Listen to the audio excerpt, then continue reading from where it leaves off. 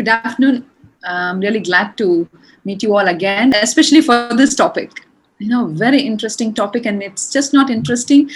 It is very essential for us to know how to handle relationships, especially if there is any conflicts. This webinar is going to focus on what relationship is all about, what we define relationship, and where a relationship is formed, and what are our unique styles of relationship. And after knowing that, how to have a healthy relationship and handle if there is any conflict. So this is how I'm going to take you. So in the process, I would like you to take you through the basis of a relationship, like what attachment is, and boundaries, and all different concepts. Hope this is going to be a little different from what we see as conflict management. Okay, so let's see, what is relationship. Many times we get confused with what relationship is all about. It's all about the basics, knowing the basics of a relationship. So relationship is something that we term when we grow up, but it has its root right from the childhood. Scientists say, like, we make relationship even when we are in the womb of your mom. Even before the baby could be born, it is making connections. It makes connection with mom, it makes connection with dad through the voices, and by the presence, the touch, it does make relationship. This is what they say. So relationship is not something that that emerges when we grow big or when we grow old. No, relationship is something which is very innate with us. We are designed for making connections, making relationship. And what is conflict? So this conflict is something where my understanding about relationship or my pattern of relationship is disagreeing with the relationship pattern of others. Hope you're getting me. My idea, my thoughts about relationship, or what I believe about relationship, or the relationship pattern that formed me, now disagreeing with someone else having a different kind of understanding about relationship. So this disagreement, if we know that each one are unique and each one can have their own patterns and still we can have connections, then it won't be a problem. But many times what happens when we disagree with the relationship pattern that we hold, conflict arises and we don't know how to handle it. So that's where the relationship conflict starts over there. And now, what is attachment? A new term coming inside relationship now. So attachment. Attachment is the kind of the root, it is the seed. Attachment is something that emerges how to be relationship. The attachment, where it is formed. Attachment formed, as I said before, from, the very day that you're born. You're making attachments. You're making, the physical attachment and the emotional attachment that we make. It starts from right there. And for your information, attachment, if it is properly achieved in the young age, you will grow to be a very good manager of relationship. You can handle your relationship in a very healthy manner. So the health of your relationship, interpersonal or intrapersonal, any relationship depends on the attachment that you make in the early age. Next, what is boundaries? Boundary is something that emerges out of attachment. When I attach well, I get to know about myself. And boundary is something, it's just not about saying no to something, but it is about defining yourself, setting a boundary of where I begin and where I end, where other person can begin. Okay? The clear boundary, the clear limitations is what boundary is all about. But I'm going to go in depth in all these things. It's just to give you a glimpse of what the terms mean. So now let's dwell deep into what attachment is all about. Attachment is something, a kind of capacity that we all form from our young age to maintain emotional relationship. Okay, this generally begins to develop in the early childhood. So our early childhood matters a lot. In this webinar, we are going to talk about many things that happens in our childhood and how it is carried forward. And we're not going to stop there, because many times what happens is when we think about our past, we keep blaming or we dwell on it, we invest on it. We're saying, my childhood was like this. I had such a father, I had such a mother, and my attachment was not good. So that's why I am like that. That is not an excuse. This webinar is going to give you an understanding of how your past would have affected you And from here, how you can change. Never past is your excuse. Past cannot be taken as an excuse, but you can learn from your past. Whatever that has happened in the past, you can learn from it and you have to step forward. So coming back to attachment. Attachment is something which begins or which gets formed in the very young age. I don't know how many of you know, but the psychosocial analyst, Erik Erikson, he said, the very seed for trust starts from 0 to 1 year. Trust or otherwise mistrust. We may feel this way when a child grows, and then when you make friends like around 18 or 19, maybe at your age, you may think, that you are not able to trust anyone. If you track back the root, it goes back there to 0 to 1 year old. That's when the seed of trust and mistrust emerges. Where it all comes from? It comes from the attachment figures. So attachment figure is nothing but the significant people, maybe your mom, your dad, or the people who took care of you during that age. When they have responded well in your life, definitely this attachment, this bonding will be, emerging beautifully. If such bonding is not formed, what happens is gradually the child will develop mistrust, and then followed by guilt, shame, inferiority. Everything starts to emerge, but the seed starts when the child is very young. So let's see why this attachment is so important. As I told you, attachment is what will define your self-image, your self-esteem. We saw in the beginning, attachment is what will determine your relationship pattern, right?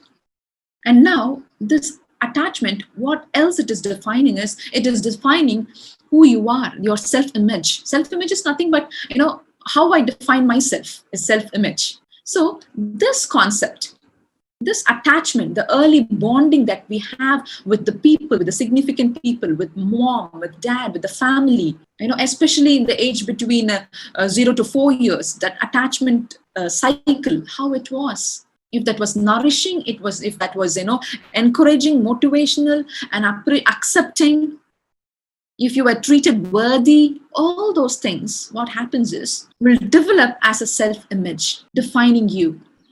Now that child, when the child grows up and gets into school, the child gets to form new friends, teachers, and the child gets the same comment. If at all, if the child gets the same comment of negative, no good appreciation, or only negative comments or whatever, the child, it emerges, it develops, and finally forms as the self-esteem or the self-image. So attachment cycle is very, very important, very crucial. See, why am I talking about this attachment at the very young age? You may think, what am I going to do now? Everything is gone and past. But this will help you to understand if the other person is having some relationship issue. Don't focus or target the person. The person may have a rough attachment, not a healthy background. We don't know what is the narrative of the other person, but we misunderstand the other person a lot. If we have this understanding, we can understand, we can relate with the other person beautifully. We can maneuver. Even if the other person has some relationship problems, still, we can have a clear, broad understanding. Maybe he may have his own past. We don't know. So that is why I wanted to give you a very deep understanding of what this relationship is all about, where it gets really rooted, so that it's just not for your making friendships now, but also in future, when you make a family, when you have a life partner. See, you both of you are coming from a whole different platform, whole different family background.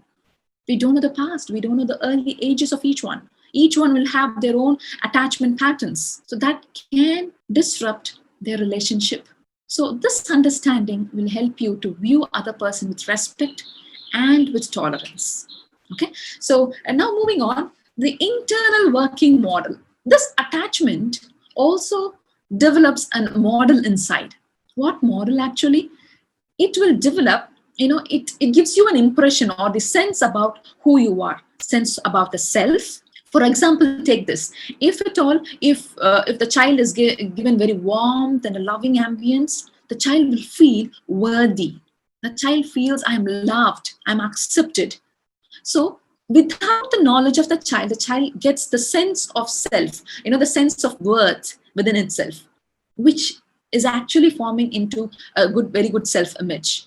Just not a sense about self. Because of attachment, the child also develop the sense about others.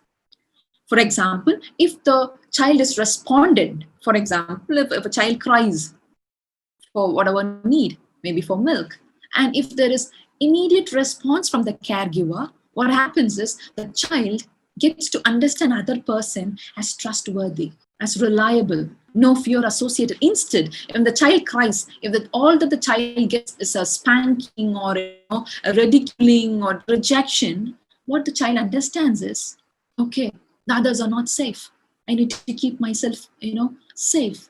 It's not a secure thing. So the child develops a different kind of, impression about others. That's why we say attachment is the seed or the root for the relationship. So when the child understands about self and about others, this is basically, it's largely unconscious. Okay, it becomes a memory. That's how it gets stored in the mind of the brain of the child. Okay, the child has a kind of memories that this is how others are, this is how men are, this is how women are by responding to father and mother. Okay, this is how father is. So by that, the child gets a definition about this is how men are. Okay, so that is how the child develops and gets memories about it. And this develops, and as a child grows up, it enacts this model as what will be enacted out as relationship with self and as well as with others. Now, based on that attachment, we have 4 attachment styles. I really want you all to pay attention to this question and ask yourself this question. And let's see, as I move on to attachment style, just see where you are. What is your attachment style? Okay. So the first question is, can you count on this person to be there for you if you needed them? May be any person. Okay. So can you count on the other person? First one. Second, are others trustworthy and responsive? Third, am I lovable and able to elicit caring? So these 3 questions, just note these questions. Okay, let's see the attachment styles. If the answer is no, if you're not able to trust anyone, or if you're not able to, you feel that the other person is trustworthy, or if you're not able to count on others, and if you feel that you're not lovable, then your attachment style is avoidant. So we call it as avoidant attachment. What happens here? These people, when they have this style of attachment, their relationship pattern will be like this. They tend to recognize their need for others, but avoid others and frame them as untrustworthy. See, this group of people, they know that they need others help, but they avoid just because they are fearful of the other person. They're so insecure, with the confusion that the other person can be trusted or not. This is one type of attachment style where these people can make friendship, but it will be very superficial. They'll be always testing the ground. They'll be very, very superficial. Hi, bye. They say, I'm like this. I'm very reserved.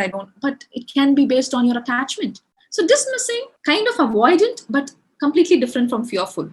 They tend to deny their need for attachment and frame others untrustworthy. So in fearful, they know that they need someone, but here in dismissing, they say, I don't need anyone. Definitely you guys would have come across such people. I don't need anyone. I'm sufficient for myself. I'm enough. I really don't need any friendship. I really don't need anybody for this matter. And if you ask them the reason, they may say, I don't feel that anyone can be trusted. They may think that they're very wise enough to give this comment, but unfortunately, they have a difficult attachment style. And if your answer is maybe, maybe I can trust, maybe I can count others, maybe I think I'm lovable. With somebody if you have this confused state, sometime I can count on some people, sometime I cannot. If that is what is your status, then your attachment style is anxious or preoccupied. So what these people is, have you seen people who are clinging, over dependent people? Yes, these people are like that. They tend to cling to the attachment figures, or aggressively demand reassurance. They always want the other person to be there, present, appreciating. They need the flow of the reassurance all the time. They'll be demanding it. These people are kind of controllers. The other person who gets into the relationship or friendship with these people will be really drained, because they are not very sure that are they lovable. They're not very sure because they don't think that they are lovable. They doubt whether the other person is loving them or not, caring for them or not. So this kind of a suspiciousness will be always there, and these people will be always thinking about the relationship. They'll feel like, am I hurting the other person? All these preoccupied thoughts will be always there. This is one kind of attachment style, and which is not healthy. And the final one, if you feel, yes, I can trust people, I can count upon people, and I am lovable. If that is what is your state, then that is a secure state, secure attachment style. They can trust people. Sometimes when we trust, they can be, they may breach your trust. That's okay. But if you have secure attachment, you can handle that breaching of trust. You can understand, okay, maybe he's having some problem, he couldn't understand, or he's not responding. Okay, so these are the attachment style, and I want you all to note your own attachment style, because this will be very helpful for you to handle relationship conflicts. And now, what is the role of emotion in all these things? Is really emotion playing a game in this, in the relationship, in an attachment? Yes. We would call emotion is the music of the attachment dance. If you see attachment as a dance, then emotion is a music. Without emotion, without music, you cannot dance. Your dance will be meaningless, right? So without emotions, your attachment doesn't work. So emotion is so intertwined with your attachment. That's why in the process of handling relationship conflicts, you have to handle your emotions right. So this both has to go hand in hand. Your emotion regulation will only lead you to relationship handling. Okay, and this relationship usually, what happens is when the child is young, the attachment need, the attachment injury happens in emotions. When the attachment figure is not responding, the significant people, maybe for a baby, the attachment figure is mother. If the mother is not responding, then the emotional injuries happen. We call it as attachment injuries. Those are kind of scars that stays with the children. And as they go, when they get hit on the same scar again and again, it becomes their, pattern, relationship pattern, or that becomes their trait in relationship making. So now, how to handle relationship conflicts? As I mentioned earlier, conflict, wherever there is conflict, there is disagreement. Okay, disagreement in your pattern of relationship or in your attachment style with the other's attachment style. So when there is an attachment style clash, when avoidant personal attachment style person, when a fearful person meets a dismissive person, they clash. Even if you have secure attachment, still when you meet an insecure attachment person, there is a disagreement. If one party is okay to handle the conflict, the conflict will resolve.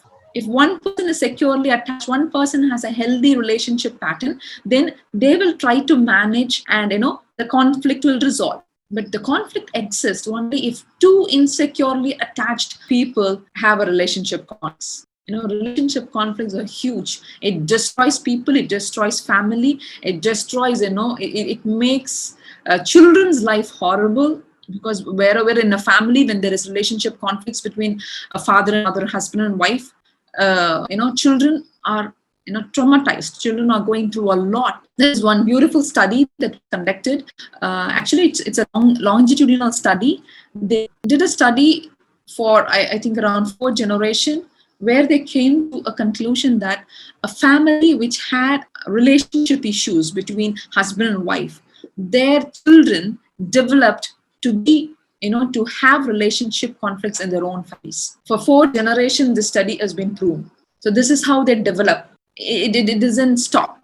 It is not that unless the person internally makes a step to understand that they have relationship issues and they have to handle, they are not changing. It is just passing over. because it's a learned behavior. And they also say the attachment style sometimes it also gets passed on to generation. Very crucial, right? Very, very crucial. And it's very high time, and I really feel that you guys are really privileged to know all these things at a very young age, before you could make very meaningful or lifetime relationships. So how to handle? These are few steps. First of all, you have to focus and understand your internal working model and the attachment style. You should be aware of it. There is always one thing. Awareness itself solves around 80% of the problem. Just being aware of existing problem or existing situation solves 80% of problem, because most of the time we are not aware of what is my attachment style, or why is this confusion in the family. We don't know. We are not aware of it. We are blind to it, or ignorance plays a very important role here. We don't know why people are fighting like this. Why I'm not able to get along with the other person. Why? We don't know. We stay in the dark. We stay in ignorance. Awareness is very important. So, first step is you should take time to reflect upon your understanding about, when it comes to internal working model, it's this: the sense of self and sense of others. What is your understanding about self, and what is your understanding about others? Okay, how you see yourself and how you see others. For example, am I lovable and can I be accepted by others? Are you very sure that you will be loved by others? Are you very sure that you will be accepted by others? Maybe you may think it all depends on others. No. First of all, you should have a confidence that yes, I am a valuable person. I am a unique person on my own. That's why I remember even telling in the first session, I think, being aware of your weakness is your strength. I repeat, even to know that I'm weak in this particular area is my strength, because many people don't know that. People don't know that they're weak in particular area. They're so blind to their own weakness. We should not be like that. You should be able to sit and question and to find your own, pitfalls, your own weakness. It's good to know that you are weak in some area and you can always work on it. Okay, so the first step is, as I mentioned before, just work on with your attachment styles. Find out where you are. Define, because this is what has defined you till now. Your self-esteem, your self-image, all these things are resting on this one. Okay, please take time to work on this. Second, work on the emotions associated. This is very, very crucial. I just wanted to take a little bit time on this, because as I told you before, emotion is kind of music for the attachment, right? Attachment dance. So emotion and an attachment, they always walk together. Every attachment that you make has an associated emotions. So the person is insecurely attached in the very young age. The emotions connected with that will have its own memory, will have its own emotional memory. Maybe being manipulated or controlled or rejected, the emotion has its own memory. So every time you make relationship or attachment, what happens is your emotional memories, your past emotional memories will come to play. So this is at that time you have to stop and think. You have to recreate new emotions. All these things, especially when it comes to psychological well-being, it requires time. It requires intentionality. It just doesn't happen like that. Okay, it is a process. But start doing it right away. From today, whenever you meet new people, or if maybe you're you may have so many attachments, right? With your father, with your mom, with your brother, with your sister, with your friends. We all make different kind of attachment strands with everyone. The bond that we make with each and everyone are completely different. Every bond with every person is different. No two emotional attachment bond that we make is same. Every bond that we make are different. But the thing is, the style, there will be a style in it, attachment style. That's what I want you to recognize. And in all these things, there will be the emotional memories related to each one's response, how each other person is responding. Based on that, you will have your own past emotional memories triggered that you have to be aware of. Okay, if at all, if a kind of a suspicion is coming up, a kind of anger is coming up, with some people you don't really get along, provided the other person may be really good, but somewhere you feel disturbed, kind of, then you have to stop and think for the emotions associated. Maybe your past memory is playing a game there. Okay, the next one is shape new bonding responses. So shaping new bond is not as easy, as I'm talking. It's not as easy as it, but but it is possible. How to form new bonds is, as I told you before, you have to first question the bond that you've made with the other person, the attachment bond that you've made with the other person. And now it starts with redefining. It starts with defining yourself. It starts there. You have to first start defining yourself. What is my identity? What is my definition? How have I understood myself? Start questioning that first, because that is where it all starts. Because all this while you would have had your own definitions based on the attachment, based on your past. But now I want you to redefine it as how you really want your style to be. By now you would have got upset with your own attachment styles. You would have, by now got fed up, or you would have got sufficient feedback from others. This is how you are. You're not, a right person, or whatever feedback that you have received about your attachment pattern. Listen to all the feedback, get into memories, all the feedback, and start defining yourself new. Shape it up, redefine it, and give a new definition for yourself. That is how you have to first start. And after defining, now apply that definition in your understanding about yourself and the understanding of others. Whenever your old pattern pops in, old attachment style pops in, you have to say, yes, I had it, but now I'm redefining. Here where comes that, I used to repeat in every webinar, without renewal of mind, no transformation can happen.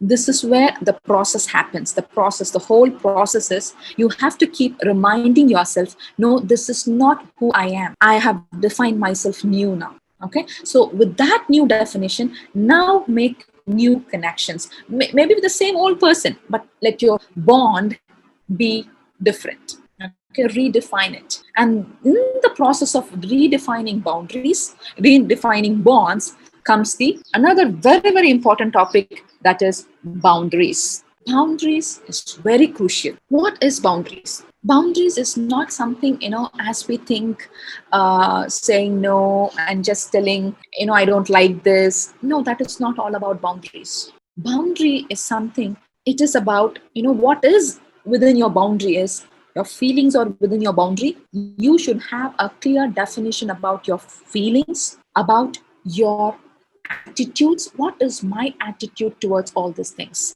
What is my belief system? You should know it. You should have a clear definition of your feelings, your attitude. We don't know what is our belief system, but we try to say, set boundaries. Sorry, you cannot set boundary. You cannot set boundaries.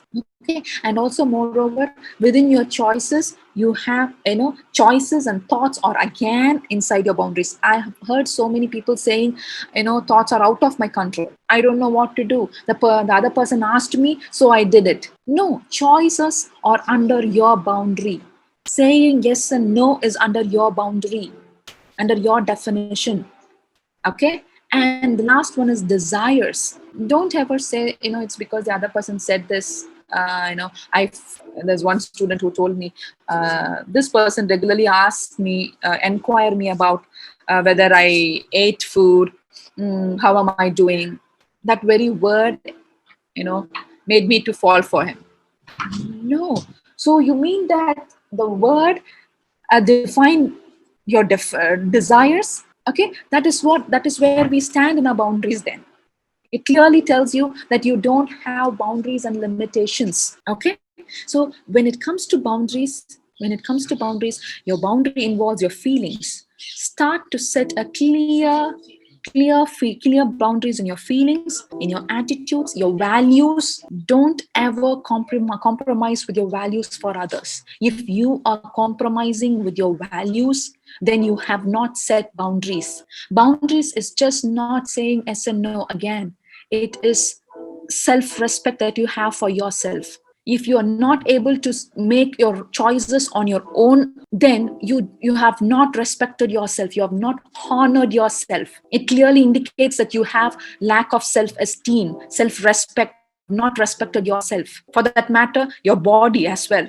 If you're not set boundaries to touch your the limitations in the touch, then you have not respected your body with your feelings, with your emotions. If you let everyone, each and everyone that you meet, to manipulate your emotions and feelings, then you have not respected your emotions and you have not set boundaries. Be very clear in this. If you feel that people are manipulating and you're falling for the words, then it is very, very clear that you have not set your boundaries, or you have not defined your boundaries. It's just still fluid. It is not, it's not taking its shape at all. Lack of boundary, again I'm telling you, lack of boundary tells you that you have not defined yourself, you have no self-respect, you have no self-honor. It's so pathetic, right? That's why relationship, when it comes to relation without boundaries, it becomes so hardship, it becomes painful. You have breakups, you have heartbreaks, even with friendship. Imagine if we are not handle with friendships and other things, and how we are going to handle with life decisions, life partners. Very difficult. So start building your boundaries right, even from now. Clear boundaries. Okay, so boundary problems. There are few boundary problems we have. When I call it as boundary problem, what is boundary problem? Boundary problem is people say that, yeah, I have boundary, but somewhere that boundary itself will create a problem. What is that, and why is it happening? Because when you just step into setting boundaries without defining yourself, without knowing what boundary is, without setting your own values, without setting your beliefs and attitudes and feelings and desires and choices, you will end up making boundary problems. So boundary problem, first one is saying no to something which is good. Okay, they are we call them as compliance, or they just go submissive. They cannot say no. So what they do is they feel guilty, and they can't set boundaries at all. That one group, they cannot set boundaries. And there is another group, they are kind of non-responsive, in the sense they cannot understand others' boundaries. They think that they're setting boundaries, but they cannot understand others' boundary. Only they'll be focusing on their boundary, but they'll be breaching into others' boundary. Okay, so that again tells you that you have not defined your boundaries right. They are called controllers. There is another group of people, they cannot listen, as we saw in the first group, they cannot communicate their boundaries. There's another group of people, they cannot listen to others' boundaries. They cannot listen to others' boundary. It's just not respecting others' boundary, they cannot even listen to others' boundary. Okay, some people will always say no to good, and some people may say yes to bad. Just say yes to bad. These are all boundary problems. Why this boundary problem arises is basically because we have so many myths about boundaries, and we have not clearly understood boundaries. What are the myths about boundaries? I'm just going to finish it off within few more slides. So what are the myths of boundaries? We think setting boundary is being selfish. No, not at all. Setting boundaries and not being selfish. Actually, that is when you are letting the other person to respect you. Okay. Second, people may think, setting boundary is kind of disobedience. This is this type of feeling. Who gets is people who are getting into abused, being abused, being controlled. Such people will feel, the victim will feel that they have to, abide by what the abuser say. If I set boundaries, then it is a disobedience. No. Stand tall, stand assertive. You have to break the chain of abuse. If you are not setting boundaries, you are going to dwell in the cycle of abuse, and the consequences are very hard. Okay. The next is hurt others. Think if I set boundaries, I hurt others. No way. You're not going to hurt anyone. Okay. Basically, maybe initially all this while you would have given room for it. So all of a sudden, when you start setting boundary, the other person may feel a little disturbed, but that is okay. That is okay. Let them understand that you have now started to set boundaries, that now you have started to say no and stand your ground. Okay. Next myth is bonding first and boundaries next. No, again, it's a myth. The truth is boundaries first and bonding next. You have to, when I say boundaries, it's knowing, defining where you start and where you end and where the other person start. You should have that boundaries very clear before you get into a bonding, before you get into any relationship, for that matter, anyone for that matter. You should know your boundaries first and then bonding. In so saying, you have to first know who you are, your definition properly. You have to start respecting yourself. Only then you can respect others. Many times we feel this, right? People disrespect you, or the disrespect or the dishonor that we receive, or that what we disrespect sometimes others, basically because we have not respected others. Respecting others doesn't depend on who they are, but it depends on who you are. If you have your boundaries clearly set, your values clearly set, then you will be respecting yourself, and that will be reflecting on your relationship with others. It doesn't depend on whether the other person deserves your respect or not. It is all about who you are. It's again a myth that other person doesn't deserve my respect. No, nothing like that. Everyone on this planet deserves respect and honor. Whether you give it or not is based on who you are. If you know to respect yourself, definitely you will respect others, respect of whoever they are. Next myth is setting boundaries is rude. No, setting boundaries is what is very much a legitimate, where people will love if you set boundaries. Many times you have relationship problem because the other person doesn't know the limitation. The other person know what is your limitation, what is your threshold, or what extent the other person can come into your private space. They don't know. If you are clearly making demarcation, it's not being rude. Then you may think it injures my relationship, it hurts my relationship. Never. Basically, it will develop.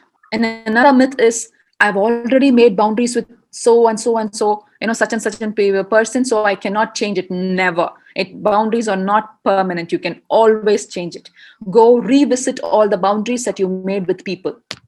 Set it right. Initially, it will be new for the other person, but they will get to know that this is who she is. She don't like this. I cannot do this to her because she will not accept me if I do this. The other person should know. Communicate clearly to the other person, what is your expectation. So these are the myths that is existing.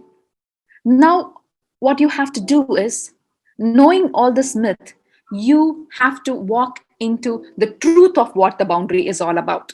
The truth of boundary is, I wanted to bring in two words here, very beautiful words, which I like, and which I share it with everyone. That is lovingly disagreeing, warm assertiveness. Take this as mantra in your life for relationship handling. There is nothing called no disagreement. If you think that you should not have disagreement with people, it is not possible. You will always, anywhere, everywhere, with whomever you meet, you may have disagreements with ideas, disagreements with your thoughts, disagreements with your, with whatever that you believe. But that doesn't mean that your relationship have to break. No, your relationship is beyond all the disagreements. Have this very clearly, noted. Many times what happens in our culture is, when we disagree on something, for example, parties, people of different parties, they disagree and they don't even talk, some people. So first point, lovingly disagreeing. Disagreements is always there. Always put relationship above disagreements. We may have disagreements over ideas, over our belief system, but respect the person more than all these things. Only if you respect yourself, you can respect the other person more than all these things. So you have to respect the person, and only if you respect the person above the disagreements with the ideas and thoughts and whatever it is, you will be able to still maintain the relationship with the other person.